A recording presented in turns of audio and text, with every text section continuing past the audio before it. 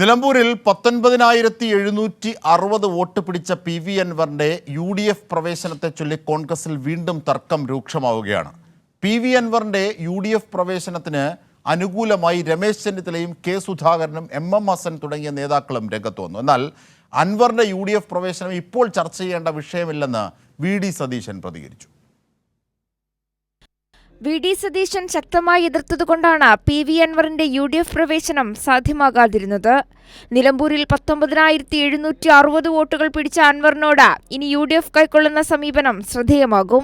മലയോര മേഖലയിലെ മുഴുവൻ കർഷക സംഘടനകളെയും ആൾറെഡി 103 കർഷക സംഘടനകൾ നമ്മളിപ്പോൾ ഒരു കോർഡിനേഷൻ ഉണ്ടാക്കിയിട്ടുണ്ട്. അവരെ കൂടെ കൂട്ടി ഒരു ശക്തമായ ഇടപെടൽ ഈ വിഷയത്തിൽ പരിഹാരമുണ്ടാക്കത്തക്ക രീതിയിലുള്ള ഇടപെടൽ വരുന്ന ആളുകളിൽ ഉണ്ടാക്കാൻ തക്ക നിലപാട് UDF സ്വീകരിച്ചാൽ ആ UDFനോടൊപ്പം മുന്നോട്ട് പോകാനുള്ള സാഹചര്യമുണ്ടെങ്കിൽ മുന്നോട്ട് പോകും.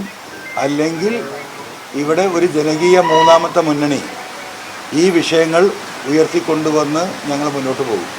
വിഷയത്തിൽ VD സതീശന്റെ പ്രതികരണം ഇങ്ങനെയായിരുന്നു. അല്ല, അതൊന്നും നമ്മളിപ്പോൾ ഇവിടെ ചർച്ച ചെയ്യേണ്ട സമയമല്ലല്ലോ.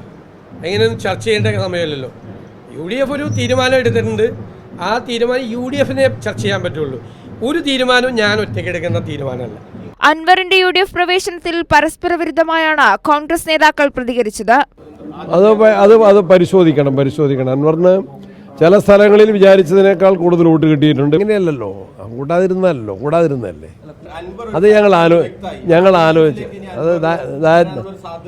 we will discuss and decide. അൻവറിന്റെ ഒരു സാന്നിധ്യം ഈ തെരഞ്ഞെടുപ്പിന്റെ അകത്ത് ഒരു എണ്ണപ്പെട്ട തെരഞ്ഞെടുപ്പിലാണ്. നിങ്ങൾ മാധ്യമങ്ങളൊക്കെ വലിയ പ്രാധാന്യം കൊടുത്തു അൻവറിന്. അദ്ദേഹം കോൺഗ്രസിലേക്ക് വരണമെന്നായിരുന്നു ഞാൻ അന്നേ ആഗ്രഹിച്ചതും ഞാനത് സംസാരിച്ചതും. വരാമെന്ന് അദ്ദേഹം ഏറ്റതുമാണ്. അത് പിന്നെ മറ്റ് സാങ്കേതികമായ ചില പ്രശ്നങ്ങളുടെ പേരിൽ അത് ചുഴഞ്ഞു പോയി.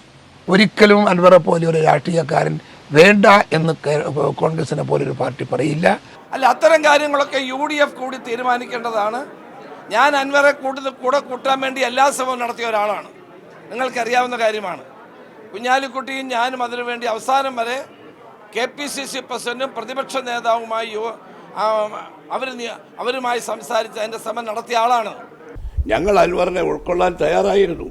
അദ്ദേഹത്തെ അസോസിയേറ്റ് മെമ്പറായി UDFൽ ഉൾപ്പെടുത്താൻ തീരുമാനിച്ചതാണ്. അത് കാറ്റുപോയ ഒരു ബലൂണാണ്.